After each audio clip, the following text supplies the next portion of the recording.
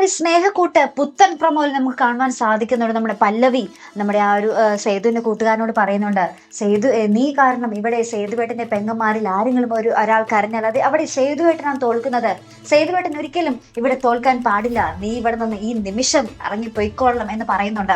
അപ്പൊ തന്നെ അയാള് ഇങ്ങനെ പല്ലവി ചേച്ചി ഞാനൊന്നും ചെയ്തിട്ടില്ല എന്നൊക്കെ പറയുന്നുണ്ടെങ്കിലും പക്ഷെ നമ്മുടെ പല്ലവി പറയുന്നുണ്ട് എനിക്കൊന്നും കേൾക്കണ്ട, ഇവിടെ നിന്ന് ഇറങ്ങി പൊക്കോ എന്ന് പറയുന്നുണ്ട്. അപ്പൊ നമ്മുടെ പൂർണ്ണിമാമയൊന്നും മിണ്ടുന്നില്ല കേട്ടോ. ആ നിമിഷം സേതു അവിടെ ഇല്ലതാനും. അങ്ങനെ അയാള് ഇങ്ങനെ ബാഗൊക്കെ പാക്ക് ചെയ്ത് പോവുകയാട്ടോ. അപ്പൊ നമ്മുടെ അച്ഛനോട് പറയുന്നുണ്ട്, നീ ഒരു നല്ല കുട്ടിയാണ്, നിന്റെ വിവാഹനൊക്കെ വിളിക്കണം കേട്ടോ, ഞാൻ എന്തായാലും വരും, ഞാനൊരു അനാഥനല്ലേ, എനിക്ക് എവിടെ വേണമെങ്കിലും താമസിക്കാമല്ലോ എന്നൊക്കെ പറഞ്ഞ് വഴിയിലൂടെ ഇങ്ങനെ പോകുന്ന രംഗങ്ങളും നമ്മുടെ അച്ഛനോട് പറഞ്ഞിട്ട് ഇങ്ങനെ വഴിയിലൂടെ പോകുന്ന രംഗങ്ങളും ഇങ്ങനെ പോകും വഴി കരഞ്ഞൊക്കെ ആയിട്ട് പോകുന്നത്.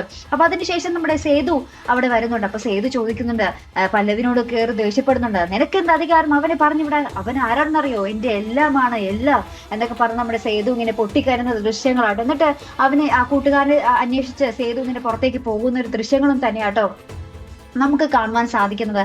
മിക്കവാറും ഇന്നത്തെ പ്രൊമോയിൽ നൽകുന്ന സൂചന എന്താന്ന് വെച്ചാൽ മിക്കവാറും അച്ചുവും അയാളും തമ്മിലുള്ള വിവാഹം നടക്കാൻ സാധ്യതയുണ്ട്. നിഖിൽ എന്തായാലും ചതിക്കുകയാണെന്നുള്ള ഒരു കാര്യം നമ്മുടെ സേതു ഉറപ്പായിട്ടും കണ്ടുപിടിച്ച് അവരുടെ കല്യാണം എന്തായാലും മുടങ്ങും.